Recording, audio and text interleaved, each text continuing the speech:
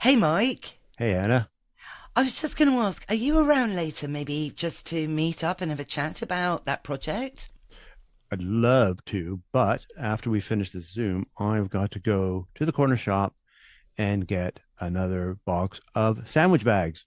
Oh, gosh, sandwich bags. You Golly, know why? I do know why, because we feed Paleo Ridge, and Paleo Ridge offers such a rich, diverse range of protein sources that it's such a great idea to thaw out, for example, wild venison and duck. Well, that's what Uh, I've done. So ours is just defrosting now, and by the time I'm done, it'll be defrosted. But it's a kilogram box, and obviously he's not going to eat all that today. So I'm going to take it out and put it in the different sandwich bags, and we put him back in the freezer, and he's got his meal for every day. That's brilliant.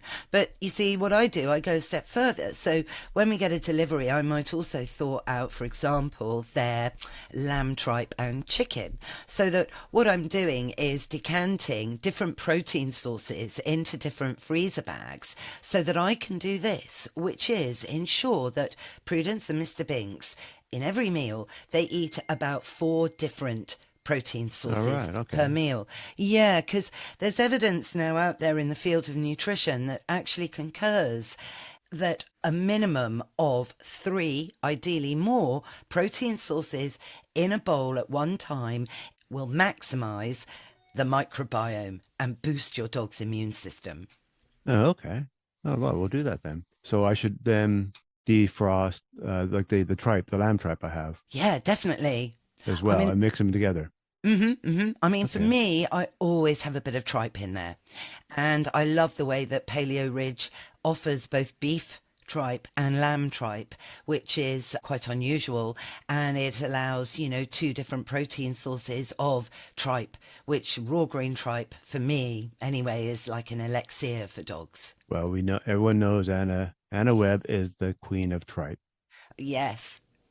What an accolade. So if people want to get their tripe and various sources of protein from Paleo Ridge, they go to. paleoridge.co.uk.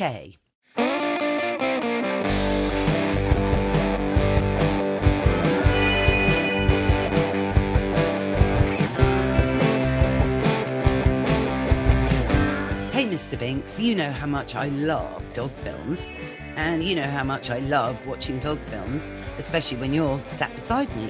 Well, that's why we're jumping on Zoom now to grab a conversation with Rosie Fuller, who is in charge of bringing the Top Dog Film Festival to the UK from Australia. I'm Anna Webb. Welcome to A Dog's Life. Rosie Fuller, welcome back to A Dog's Life. Hi, thank you so much for having me again. Well, it's so exciting. I love the Top Dog Film Festival, and it just seems in this rendition it's grown. And I had such fun last night watching the whole film festival on my laptop, and I was immersed in what I would say is doggy heaven. Oh, fabulous. Thank you. Yes, I love it. And like you say, I really love this year's collection of films there. There's just a bit of everything, isn't there? There's some kind of thought provoking and there's some fun, and we go all over the world, really, just looking at different sorts of dogs and their relationship with people and, the amazing impact that they have on our lives. Absolutely. You really do go around the world. I mean, you start in Greenland. And I must say, I think that short film, because this is a series of short films, isn't it, that, produced independently. And in Greenland, because it's the home of the husky and as sled dogs, I was in tears. I mean, I cried a lot last night, just even when it wasn't sad, Rosie. Because just reinforces my absolute commitment to this, that I love dogs. I really love dogs. And, the stories of people and their dogs, it just made me cry. Anyway, but going back to Greenland, I cried because I can't bear the thought that sled dogs are being made redundant in favor of things like snowmobiles, and the irony of that with all the ice melting, that the snowmobiles are contributing to global warming. I know it is. It's such a moving film, and I also thought the bit that was so moving is when she says that the sled dogs now have to be kept out of the town because they bark and they wake people up. All these people living in remote Greenland who now, you know, essentially have office jobs, so they need a good night's sleep. And the sled dogs have been moved out of town. It is moving, but it is lovely to see this lady, Joanna. It's probably Johanna. You know, still living that lifestyle and still with her team of dogs is really lovely. Yes, I know. And the film was produced in Denmark, I think, wasn't it? Yes, exactly. Yes, I think so. Yeah, so again, very multicultural, you know, and seeing things from, you know, a global perspective, really. No, I love that. But well, we don't want to give any spoilers, but it's so worth watching. And, you know, the outcome and her inspiration, Johanna's inspiration to educate her grandchildren into the sort of the real culture of Greenland, really, and their own heritage, which is all based around these dogs. Yeah, it's fantastic. I think I read that Greenland doesn't really have any roads between towns and no inland waterways. So in the olden days, the dogs would have been their only way of transport overland. So yeah, it's amazing to see someone keeping that going, and as you say, passing down the heritage to her grandkids.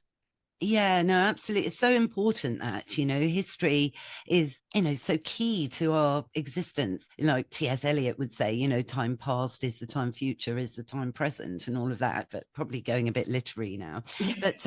But there are so many films and they're all different lengths as well. So your attention span keeps up, you know, because you're not quite sure, you know, how long this one's going to be or whatever, or what's coming next. But another very, very moving film I thought is an American one, isn't it, Rosie? You know the one I mean, about the rescues that actually live in a prison. Yes, I love that film too. I think it's maybe my favorite. It's called Happy Hounds, and as you say, it's about rescue dogs who have behavioral issues, or maybe the dog home where they're staying is just overcrowded and hasn't got room for them.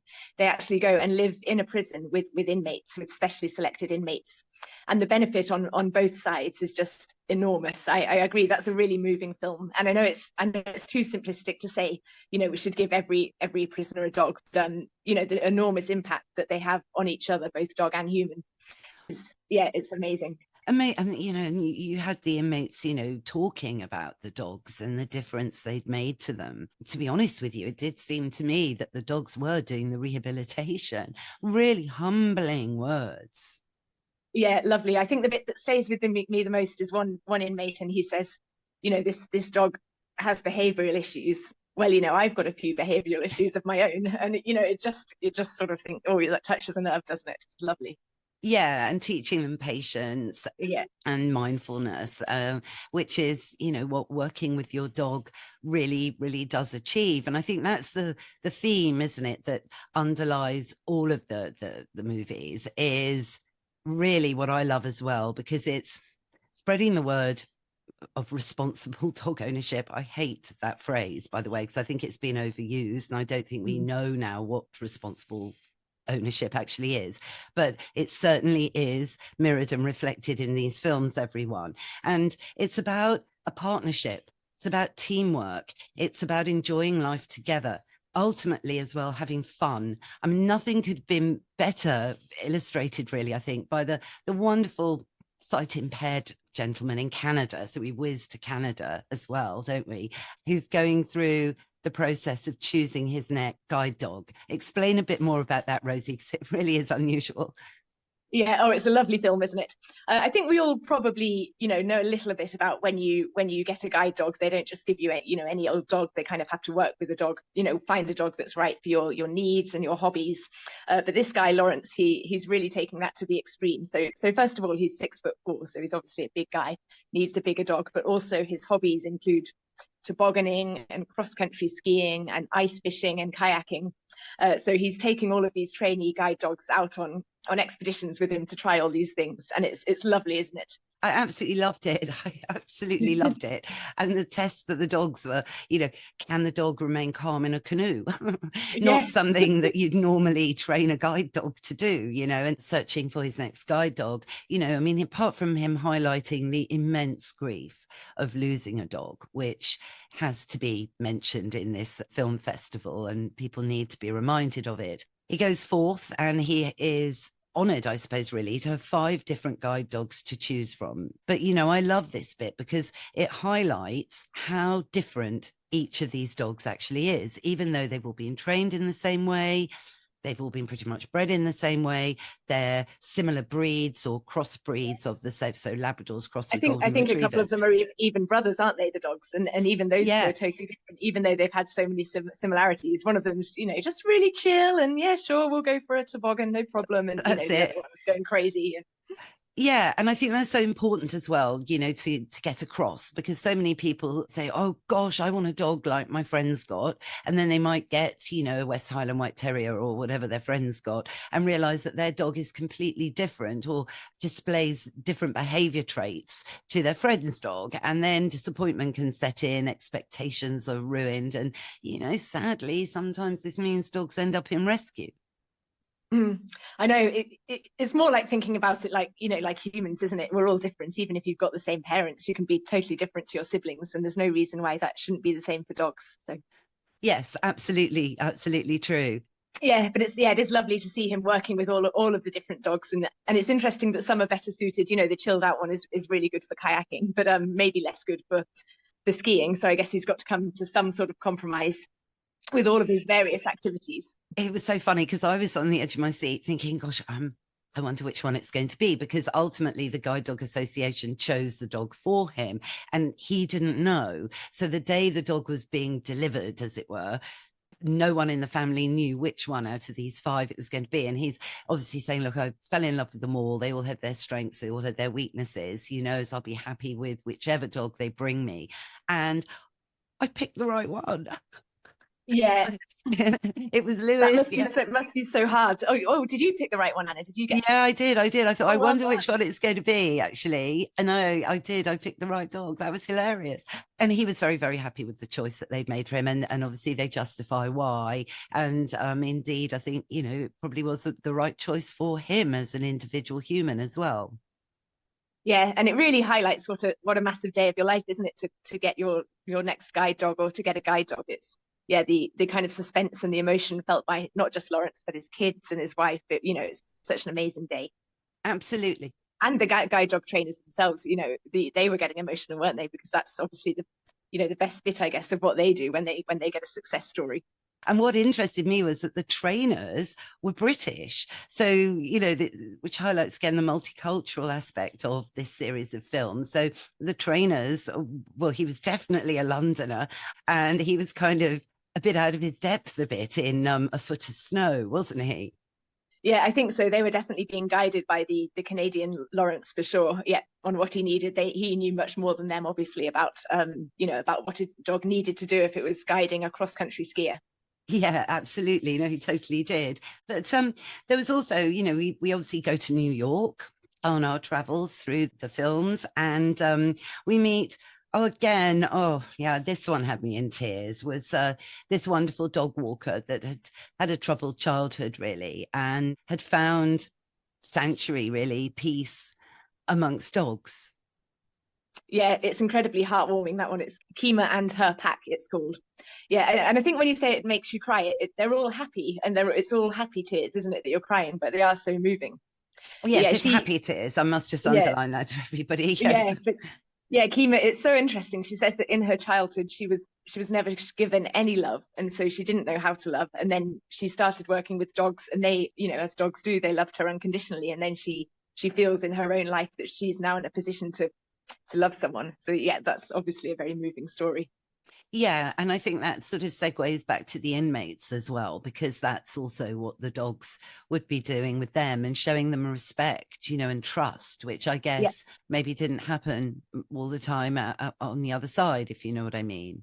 Yes, exactly. Yeah, No, I say it's such a wonderful collation of films and stories. And the other one as well, I think, which is a sobering film, is the one about Grace the pit bull.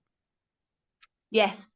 Yeah, that is a little bit hard to watch because Grace is a badly abused pit bull when she's adopted by her family. And then, yeah, it's interesting because Patrick, who looks after her, he then also has a challenging time in his life.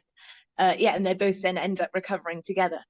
So yeah, again, it's quite hard watching, but the outcome, again, just shows us the impact that dogs can have on our lives for so many different reasons.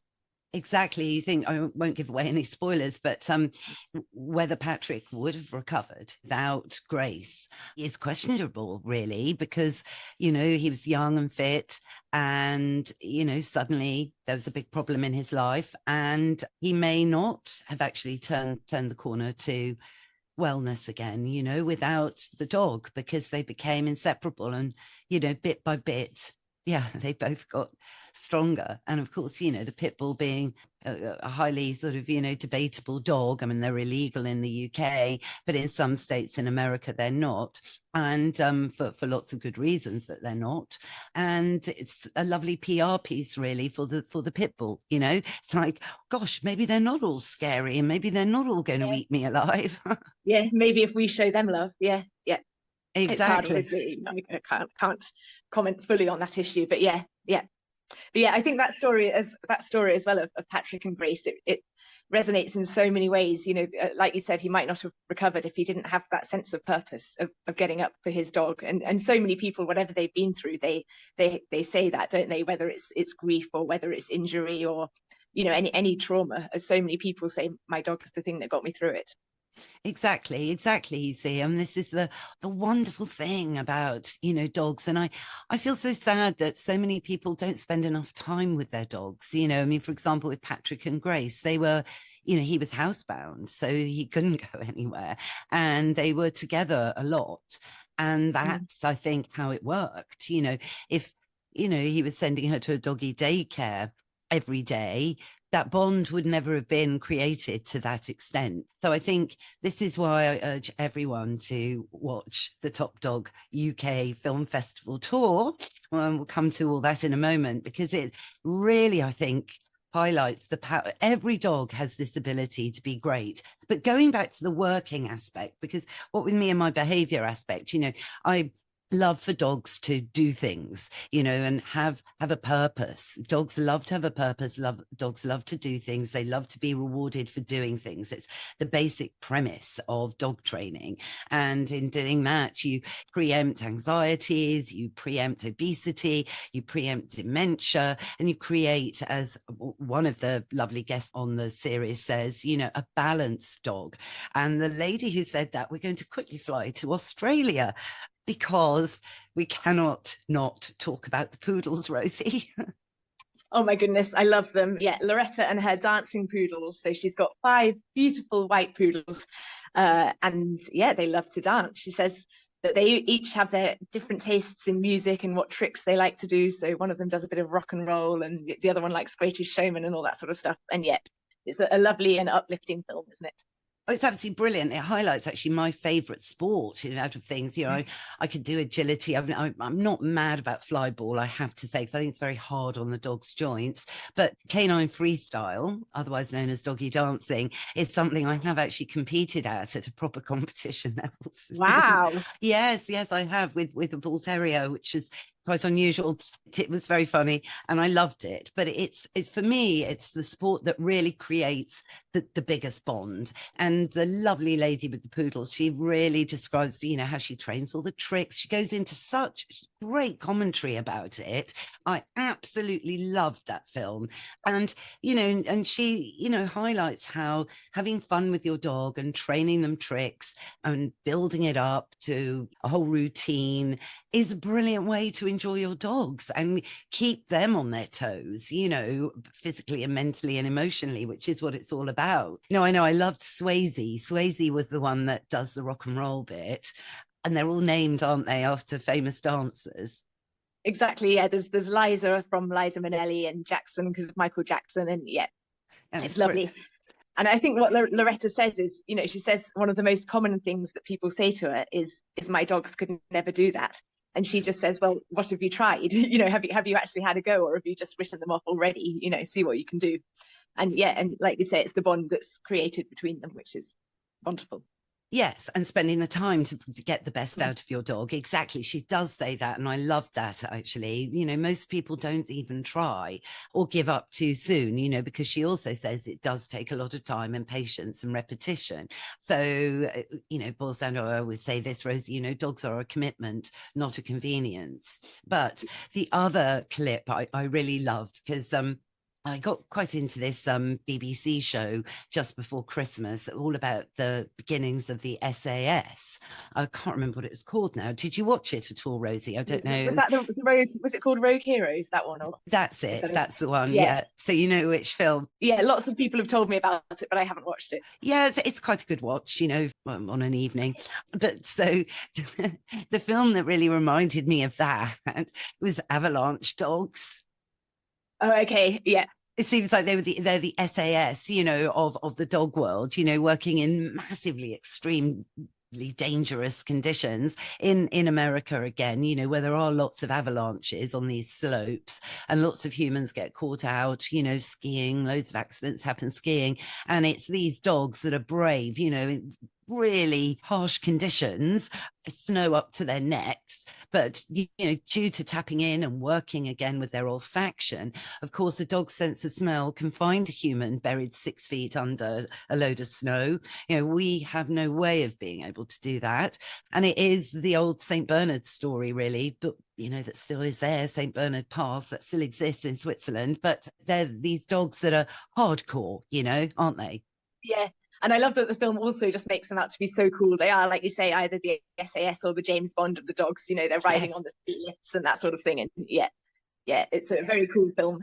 Very cool film, and pretty much skiing down the slopes with their owners, you know, and absolutely loving what they do, you know, rolling around in the snow, and bearing in mind it's going to be pretty cold. And I think they were absolutely brilliant. Enjoyed that hugely. And again, that really shows people power of a dog's sense of smell, really, and how you can channel that to help us. Yeah, it's so interesting, isn't it? Well, we could go into all the different things that dogs can smell. I think in our tour last year, actually, or maybe the year before, we had a medical dog that could smell out various illnesses and stuff like that. But yeah, in terms of finding a human in the snow, yeah, if the human hasn't got a transceiver, an avalanche transceiver, then humans would have no chance at all of finding someone, and the dogs would be able to save their life.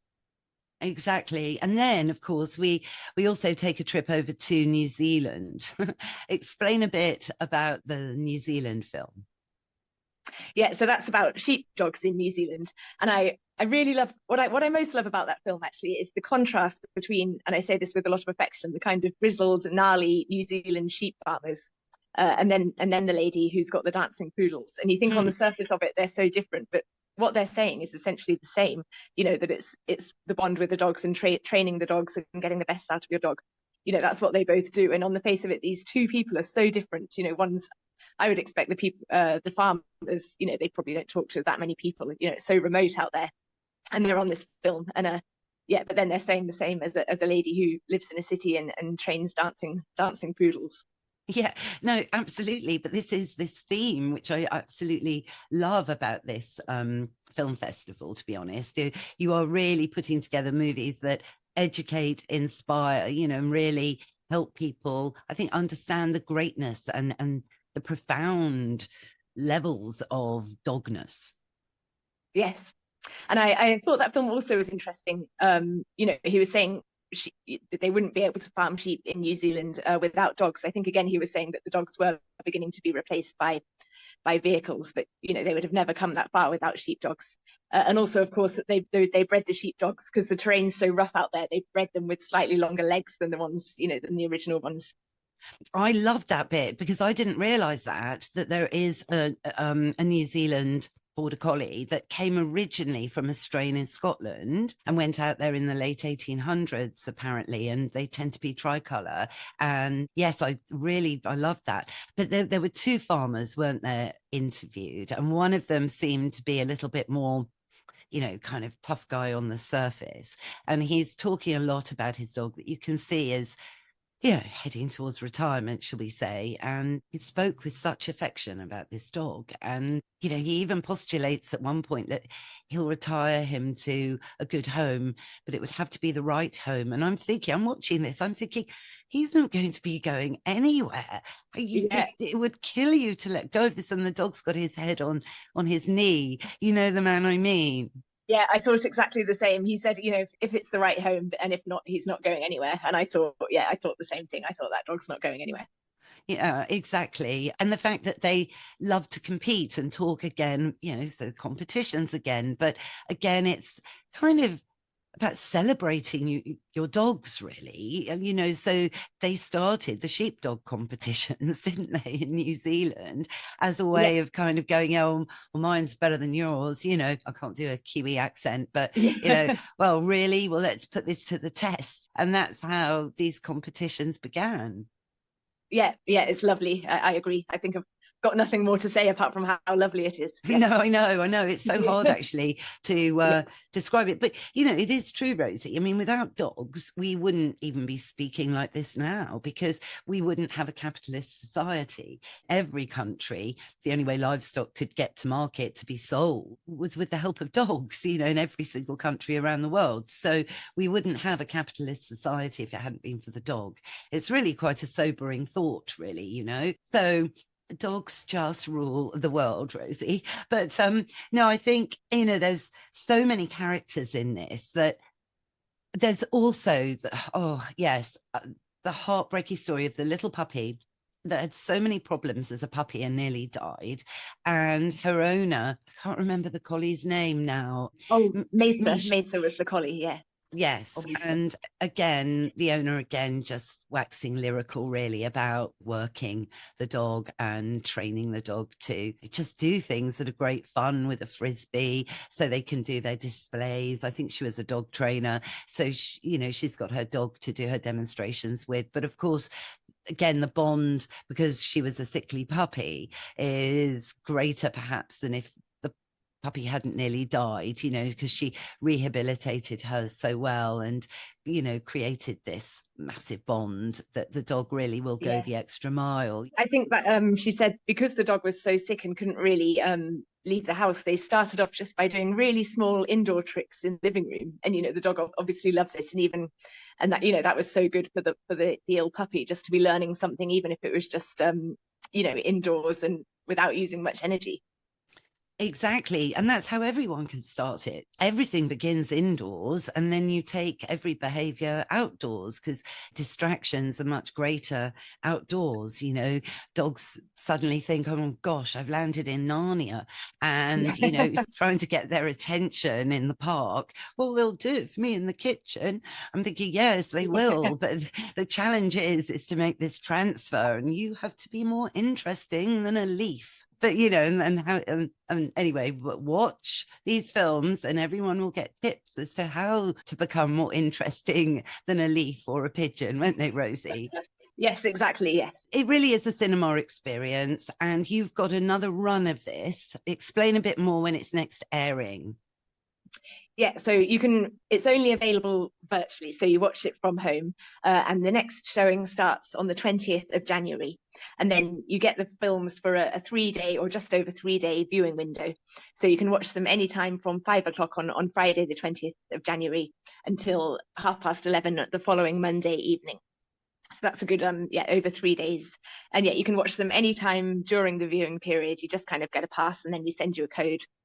And you've got three whole days to watch them. If you can't log in on the Friday, you can start watching them on Sunday evening or Monday evening. And it's hopefully a lovely experience. We've got a presenter who introduces the films as well to tell you a little bit more about them. And there's a few more bits and bobs once you're logged in. We've got a doggy quiz, and we've got a magazine with more information about all of the films, a virtual magazine, obviously. So hopefully it's a nice experience. Yeah, it's brilliant. And there's competitions, and there's, things also to buy on there. It really is like going into a cinema. I absolutely loved it. Brilliant. Yeah, it's like going to a cinema, but you haven't got the issue of who's going to look after the dog, or can you leave the dog for that long? So. No, exactly. So this is dog friendly cinema too, so it's even better. Yes, absolutely love it. So it's Is it in its third year, Rosie, the Top Dog Film Festival? Oh, I could even be in its fourth year, I think. Yeah, fourth one. We did before the pandemic, we did the first one in 2019. We did tour that to theatres. And then obviously COVID shut everything down. But also, again, we got a lot of feedback saying, well, maybe I can't come out to the theatre because I've got a dog. So I feel like the virtual platform is a really good one for it. And yeah, this is our fourth collection. So it's the fourth. Yeah, no, it's fantastic. So I think we did talk about the one in, was it 2020? I can't remember. And I loved the films, on that selection as well. Although I think, if I'm being honest, Rosie, I think this one really takes the dog biscuit. I really, really love this, variety of contributors and film styles, and the fact that it really is international. You get a bit of international editing going on, and it's very thoughtfully put together, basically, is what I think. I think people can tell I'm very enthusiastic about it. Yeah, thank you. I'm glad you love it. But yeah, we think so too. And yeah, like you say, it's so interesting to see all these different perspectives from around the world, and how people live with their dogs, how dogs exist alongside us all around the world. It's lovely. It really is. Well, Rosie, I really hope you're going to be back again next year. And I'd love to, have a chat way before it sort of is coming up. So basically, there's only one more slot for everyone listening to watch. And so that is beginning, isn't it, Rosie, on the 20th of January? Yes, that's right. Yeah. And people can book it in advance. How much does it cost? Yeah, it costs £10, and then that you only need to pay once per household. So if there's a family of you, you just pay £10 for the lot of you. You can either book in advance, or if you suddenly remember on the Saturday or the Sunday, you can just sign in then as well. Brilliant. So it's the 20th of January. So that's everybody's weekend sorted out. Thank you, Rosie, so much for coming on A Dog's Life again. And gosh, please keep us posted with next year's event, and anything you'd like to do, come on and chat about some filmmakers and specific dogs. You're always more than welcome. Lovely. Thank you. I will. And I'll look out for some good stories for you. Thank you. That's fantastic. Thank you. That's our show, Mr. Binks. What did you think?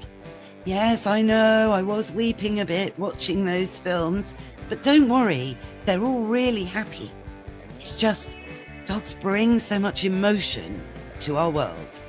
And you're right, it is time for Woof of the Week. On these dark wintry evenings, what could be better than staying in, watching a series of amazing short films about dogs with your dog? Well, I hope you all enjoyed it. If you did, please rate and review the show wherever you listen to your podcasts. Thanks again, of course, to Rosie Fuller from the Top Dog Film Festival for joining us today, and all the links are in the show notes. Thanks, of course, to Mike Hansen, our producer, who does all the music and all the production every week. Find out more about Mike at Pod People UK. And for me, I'm at Anna Webb Dogs. What's that, Mr. Binks? Yes, you're right.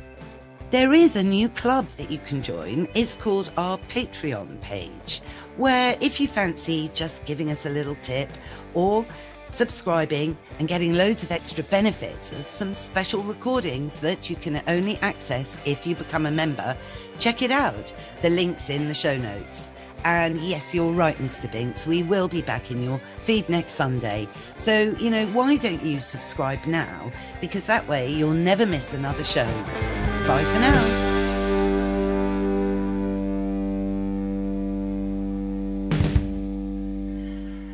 Pod People.